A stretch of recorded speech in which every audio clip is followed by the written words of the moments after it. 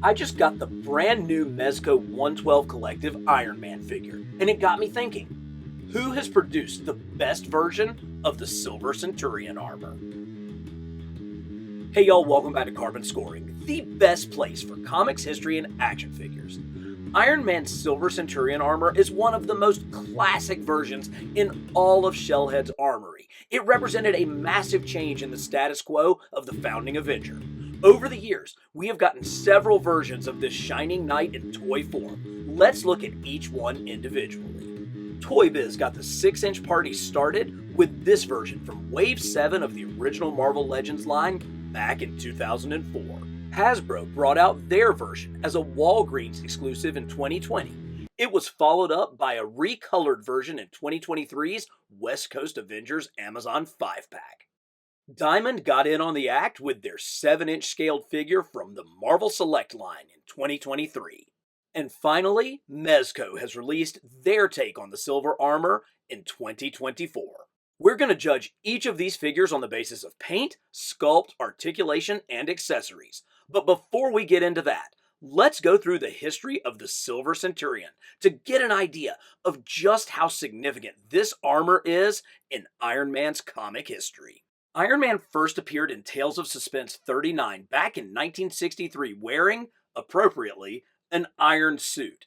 This only lasted one issue, as his appearance was literally frightening children, so he painted the suit and became known as the Golden Avenger.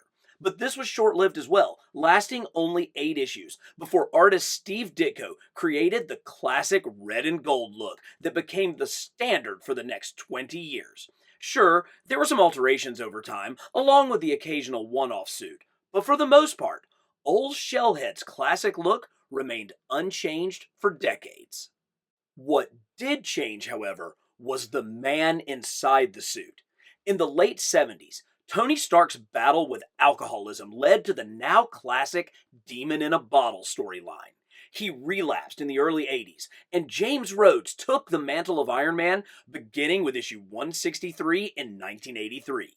Rhodey's time in the armor was eventful, including his involvement in the superhero Secret Wars and as a founding member of the West Coast Avengers.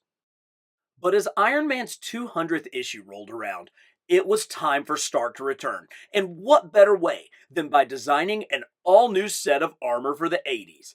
And it really was all 80s. Bulkier, with sharp angles and triangular forms. It was the living embodiment of the ultimate 80s supercar, the Lamborghini Countach. And of course, nothing says 1980 like shoulder pads. While technically considered the Mark VIII, it quickly became known as the Silver Centurion armor, and it was what Tony was wearing during monumental storylines such as Armor Wars. Again, this was the first lasting, meaningful change to Stark's armor since 1963, and it set the precedent for all the armors to come. So let's start the judging of these figures based on sculpt. And in this instance, I really mean accuracy. Which of these figures comes closest to replicating the look seen on the comics page? Let's start off with the 20-year-old figure from Toy Biz, the Series 7 Silver Centurion figure. Now, one of the things that I like about this figure is its bulk. As we said, the Silver Centurion armor was thicker. It was wider. It had more heft to it than some of the previous Iron Man armors. And I think that this figure really captures that. Now, it was based off of the original Toy Biz Iron Man figure, which came out actually in Series 1.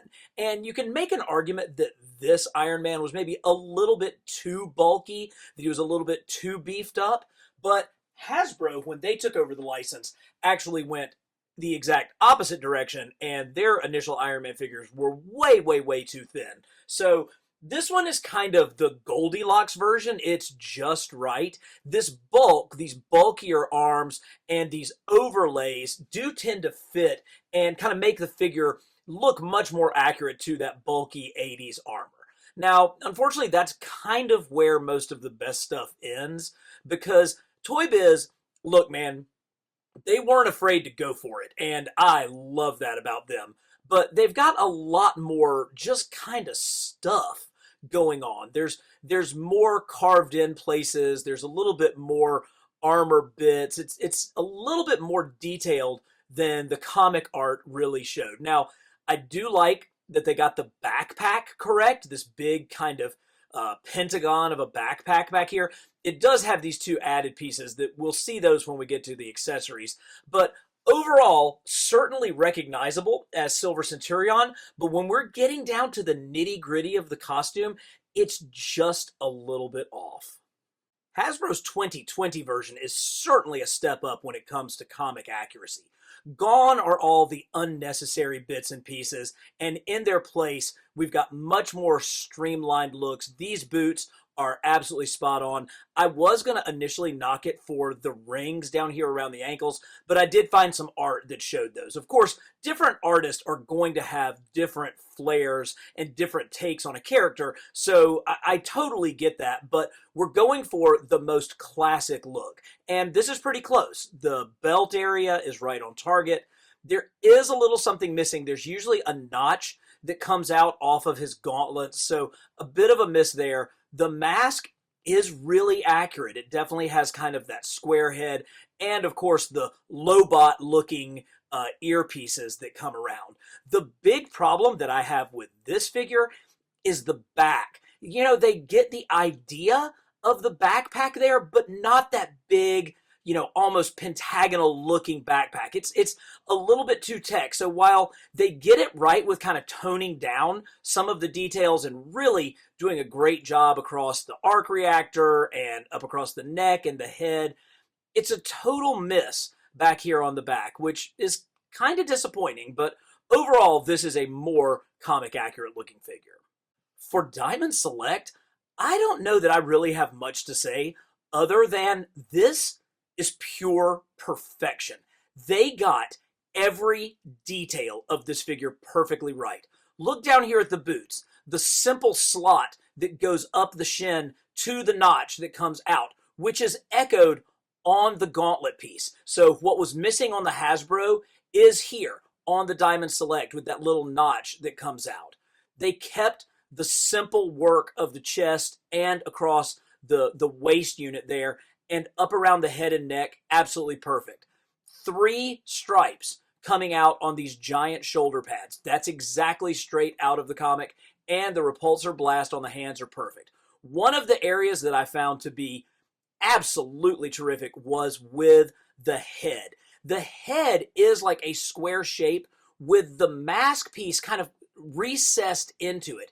If you look, you can see that the silver of the mask is actually recessed back from the metal of the helmet, of the greater part of the helmet, and that is spot on perfect. You've got your Lobot ears going all the way around, and they didn't skimp out and gave us the most accurate backpack out of any of the figures. This is sculpting perfection, and it literally did leap right off of the page.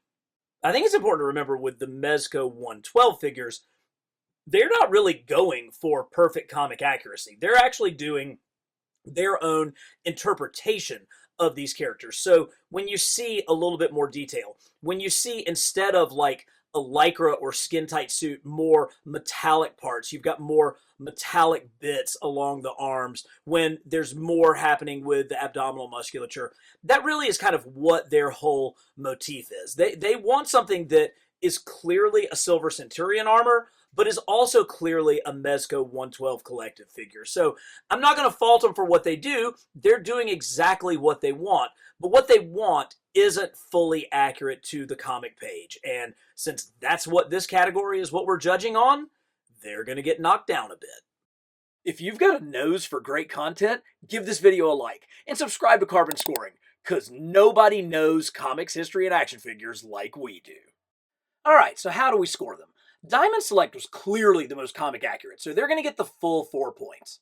Hasbro's Marvel Legends doesn't have the backpack right, but we're pretty spot on with everything else, so they'll get 3.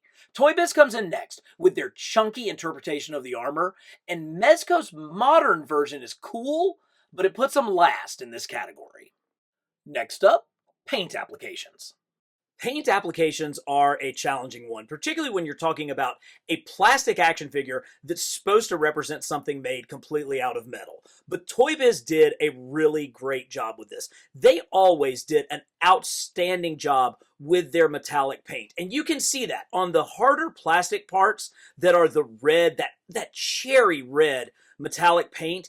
It really shines. You can see some serious pop off of that when we shine the light on it. Now, there are overlays like right here. This is a softer rubber sort of plastic, and the same thing with this chest part that goes over the top of the original Iron Man. This has kind of faded over time. Again, this thing's 20 years old, and it was shinier when it first came out, but it's definitely lost a little bit of its luster. But we're not going to knock it for that. We're really going to judge them based on what we've got going here. Now, another thing that Toy Biz did so well, maybe better than anybody, was washes. And you can see that they used some black wash to really bring out the details of the sculpting. And they used it all over, across the hands, across the feet. It's probably most prominent here on the abdomen, but I love that. It doesn't take away from the shiny metallic look, but it does help bring out the sculpt. And the silver really bounces and balances nicely against that red. Pretty doggone good job. Ooh, that does not apply to Hasbro's offering here.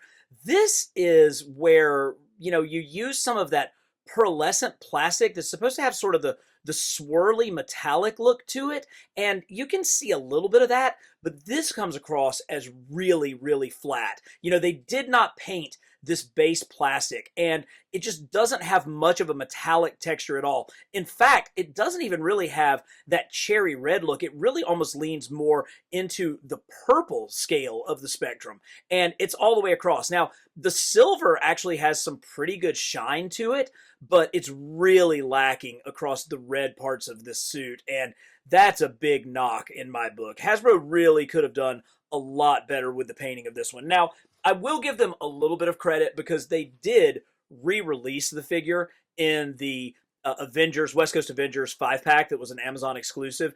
And this one has, instead of the silver of the Silver Centurion, it has the white. And there were so many times that he was pictured and colored as being more red and white. So I like the fact that they gave us this, and he certainly looks much better in a West Coast Avengers display. Plus, they've got some nice gradation, some nice shading on the repulsor beam, the arc reactor right here, that is really good, that's kind of missing from the first one that's just sort of a flat white. So, not great, guys. Again, Diamond Select here finds the ideal middle ground. This is hard plastic. This is the same general plastic that Hasbro was using, but they've got that metallic paint that Toy Biz had. So you can see it in the light, how the light really shines off of this paint. You can really see it here where it's coming across. They combined that with a much more matte finish on the silver parts of this costume. So what that does is it doesn't take away from the silver, but it does make the red pop that much more. So I think that this is an incredibly good use of plastic looking like metal from Diamond Select. When it comes to the Mezco 112 figure, it's almost cheating because this actually is metal. So his torso unit is a completely metal part. So you get a good ding right there with that. Of course, it's going to really shine because it truly is like a vac metal. Same thing down here with the boots. The metal really comes across on those. But honestly, where you get double bonus points is the fact that these are not. So the shoulder pads and the helmet are plastic, and you can't tell the separation there. These are two completely different materials, and it's extremely difficult to get this material and this material to look exactly the same. And they've managed to do that. There is complete continuity in the color matching between these two. So I like the silver that they use because their design is for much more metallic throughout the entire costume. So I kind of like the metallic silver on the silver parts, but I'm really impressed at basically the chemistry that it takes to get metal and plastic to look exactly the same. Make no mistake, we here at Carbon Scoring like applied science, so Mezco gets the top spot for their perfect color matching of the die-cast and plastic parts. Diamond Select's contrast from metallic red to matte silver best replicates the comics page, so they come next. 20-year-old Toy Biz figure is a little worse for wear, but that cherry red still pops. And Hasbro's Marvel Legend takes the bottom rung for phoning it in on their Walgreens exclusive. Time to put the action in action figures by looking at Articulation. Ah, Articulation. This is one where the Toy Biz figure should totally win, right? I mean, Toy Biz essentially created the Articulation model for 6-inch action figures. And if you're interested in learning more about that, I've got a video on the Spider-Man Classics line, which really goes through the entire history of how Toy Biz, Jesse Falcon, and his team created Marvel Legends and the hyper-articulated 6-inch figures. So if you want to check that video out, I'm going to leave a link to it at the end of this video. And this one definitely has a lot of those hallmarks of early Toy Biz articulation. You've got toe articulation right there. You've got pretty good bend at the ankle. There's not a swivel here, and I wonder if that's just because of the size of that. There's the bend, and of course, with Toy Biz, you get these crazy joints like the fingers. So that repulsor blast, he can open his fingers up, push that wrist back, and you can see his repulsor there. Now, because of the joint of the fingers, it does make the repulsor look like it sits a little bit low in his palm, but we still give him an A for effort on trying here. Now, this figure used the original Iron Man body, and it had these crazy butterfly joints. You can see they come all the way forward, which kind of allows you to get those repulsor blasts right in front of him. They do leave big gaping holes in the shoulder when you pull them out, but that's okay. On your shelf, that actually looks really good. Unfortunately, 20 years have gone by, and some of these don't work. The diaphragm doesn't do a lot. The waist doesn't do much. The head only goes back and forth. There's not really any up or down with that. So certainly a valid effort and above the standard for the time. Hasbro took the lessons learned in those early Toy Biz figures and have perfected the combination of sculpt and articulation in their new 6-inch figures. And this one is a great example of that. When you start out down here at the ankle, you've got terrific movement with bend backwards and forwards. So you can get him into a wide set position, but because the ankles will bend in, he will still stand. He does have the double knees, and this is a slightly older figure. It's 4 years old, so there's still pins. The pins don't really bother me when everything is the same color. That's not something that I really get that upset about. He doesn't have the new ball here, but he's got great diaphragm bend. Where I'm most impressed with the figure is above the waist, particularly these shoulders. Yeah, there's ball shoulders in here, and you can get great movement from them. They've got a good bicep cut that works naturally with the sculpt. But what also works is the shoulder pads are articulated. So they don't get in the way of moving up and getting that repulsor blast look. So because the shoulder pads move, you can get him directly into a repulsor scene as well. Plus, look at the amount of articulation at the head. That really gets flying poses, down staring poses. It's so important, particularly when you're doing action figure photography, to have this amount of articulation at the head and neck. Really great. So they do all of this without compromising the sculpt. Hasbro is killing it with their 6-inch articulation. There are actually limitations to the amount of articulation that are allowed in the Diamond Select, Marvel Select figures. And we're going to see how they take those limitations and they do the absolute best that they can with them. So here, instead of double knees and double elbows, you just get a single joint. But because of the overlap, it stays pretty seamless and it actually looks pretty good. And that's the same thing at the elbow. You're not going to get anywhere near the bend at the elbow with this single elbow joint that you're going to get on a Marvel Legend, but it still works for most of your vanilla poses. Same thing at the shoulders. You do not get the bend at the shoulder pads the way that you do with Marvel Legends, but you've got, a ball shoulder that's nowhere near as flexible as the Hasbro version. The head has got a little bit of wiggle to it. I mean, you can see it kind of going around there, but certainly, again, not like what we've seen with our other figures. These, again, they're really more, the emphasis is on sculpt more than it is on articulation. I'm still happy with the fact that they have greatly improved their articulation over the years, and they've done it in a way that doesn't disrupt the sculpt, but a lot of it is more for show than it is for real bend. You would be hard-pressed to get this guy into a bunch of super dynamic poses. He certainly isn't going to be able to get down into a superhero pose. Mezco's 112 figures come with import level articulation. You can see, look at all of that motion here at the head, double jointed elbows that really do get some pretty good bend. He's got a little bit of wiggle. Yeah, the shoulder pads do go up and down, and he's got some movement here at the waist and a bit of a ball right there. Not too bad. My problem with this figure is it's heavy. With the metal parts, it actually is a relatively hefty figure. I mean, it weighs significantly more than any of the other ones that we've looked at. And when I pulled it out of the box, this leg was completely loose. It really won't stand on its own. See how this leg holds its position nicely? You can bend it. This one just flops around. Now, it's got a peg in there. I've been really careful with it.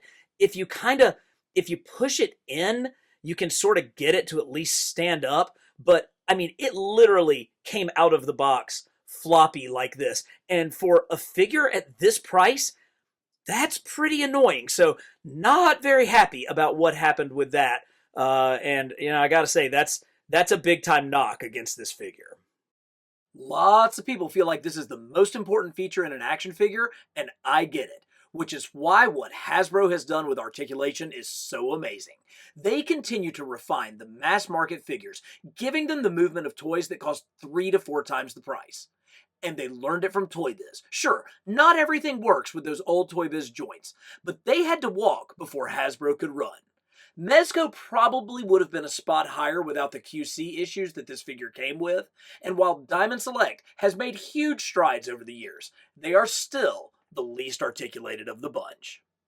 Trust me, I saved the best for last. Let's take a look at the accessories. Toy Biz was known for killing it when it came to accessories. Not only did each issue come with an actual comic book, not this comic book, obviously. This is a comic book that I just got this week. This figure came with issue 200 of Iron Man, the very first appearance of the Silver Centurion armor. But hey, if you're not reading Ultimate Spider-Man, you really should. But he not only came with a comic book, he also came with this insanely cool rocket pack. Yes, I have no idea if this actually appeared anywhere in the comics, but he came with a Stark-inspired spacefaring rocket pack that has like an overlay that fits right over the top of his head. You remember those pegs that we saw back on the backpack? Well, they peg right into the back of the jetpack, and that comes down, and he has movable handles on hinges so that he can fly up into space. Now, Stark would often have different things that allowed his armor to go on special missions, like space missions. And, of course, in classic Toy Biz style, there's the peg hole so that if you put just like a push pin on your wall, you could slot it in and have him flying up on your wall. This is such a freaking great toy. And Toy Biz did such a good job of gearing this line towards collectors, but not forgetting that these are toys and that they need to be fun. And so from an accessory standpoint, Toy Biz utterly crushing it. On the other hand, Marvel Legends gave us some reused blast and smoke effects. Now, truthfully, there's nothing wrong with these. I mean, that's actually kind of a cool look with the smoke and the blast coming out of his repulsor boot and then the repulsor blast coming up here. These are completely adequate effects for this level of toy. And I'm really not trying to complain. It's just that we've gotten these a number of different times. This was back in 2020. This was before I started the channel, so I really didn't keep up with these that much because I just kind of didn't care. I really never planned on using these in any real display. So these are the accessories that the Marvel Legends Hasbro came with. Diamond Select, however, upped their game with multiple accessories, beginning with these unique pulse blasts. You can see the individual pulses generated from the gauntlets. The blast from the Unibeam is equally well done and rendered in a pinkish red plastic to differentiate it from the repulsors. He came with 2 additional heads, the first of which, to my knowledge, only appeared in one comic panel. Talk about a deep dive. But to top it off, the Tony Stark head just oozes 80s cool, with his gelled up curly mullet flowing down the back of his neck. Now let's take a look at the Mezco 112, which, as you might imagine from a figure at this price point, comes with a ton of different accessories. So let's pull them out and take a look at them individually. The figure basically comes with three different sets of hands. One that has the repulsor ray in the palm open, one that has the repulsor ray in the palm closed, and one that has the area where you can attach the different repulsor effects. The boot jets are pretty cool because, as you can see, there's ports for 4 different blast engines in there, which is much more accurate to the comics and is the first time that we've seen more than one exhaust port coming out of the boot jet. So I actually really like this look. The figure has an alternate head, but Mezco doesn't tend to put quite enough paint applications on there, so for me it comes across as a little bit flat, and he really isn't rocking quite as much 80s Jerry curl as I would like to see. As this is a brand new armor, there's lots of cool new toys to play with. I think these are like concussion blasts. They almost look like mini tornadoes coming out of his palms. Of course, we still get the traditional repulsor blast with that kind of cool blast effect where you can see it's really kind of exploding out with almost like a projectile coming out of it. And much like what we saw with the Diamond Select version, there's also a pulsing blast effect where you can see that multiple blasts are coming out at one time. These actually don't peg into the hands. The hands are fitted onto them and they come together as just one piece. And of course, after you've finished taking care of business, these smoldering fists come in very handy. I actually think this is a pretty cool look to have that energy just kind of circulating around, just smoking coming off of those fists. But one of the big advancements of this suit was the power that came through the central repulsor. Let's take a look at the different accessories that come packaged with it. You get the traditional power blast, where you have a single beam blasting its way out. The repulsor blast, which looks more like a pulse blast coming at you in waves. And of course, the smoking finish, where you've just taken out Obadiah Stane in the Ironmonger suit, and you're just left standing there victorious. Far and away, however, the best feature of this suit is that if you take the backpack off, there's a switch for the internal battery, which causes that central reactor to light up. And that creates some pretty sweet effects. Here, you can see the smoking glowing effect. Here's the single blast effect, and the light really does shine all the way through to the end of the effect. And arguably, the less said about the look of this, probably the better. One final word of praise: the stands that Mezco includes with their figures are some of the absolute best in the business. They always come with a very distinctive but simple logo on the bottom, and they're really, really tight. Although, in this instance, there's so much die-cast metal on this Iron Man, it's a little tough to get him to stay up on it. Alright, let's start from the bottom this time. Clearly, the Hasbro Legends was the weakest when it came to accessories, no doubt there. Shockingly, despite the super cool rocket pack, Toy Biz is still second to last. The final two were tough. I loved the effects that Diamond Select brought, and the two heads were the best of the bunch, but the sheer volume of accessories and light-up features put the Mezco over the top. Time for the final tally. Wow, okay, so we have a tie at the top between Diamond Select and Mezco. Let's go to the tiebreaker. Price. Since the Mezco cost roughly 3 times as much, the winner is the Diamond Select Silver Centurion. Probably not a surprise, since this channel is so comic-centric when it comes to our love of action figures. But as you can see, each of these has their own unique merits. The Silver Centurion armor was short-lived, lasting only 3 years through issue 230. But the armor that took its place is one of my all-time favorites. But that's a story for another day. What do you want to see covered next on the channel? Let me know in the comments. And as always, for the best in comics, history, and action figures, subscribe to Carbon Scoring.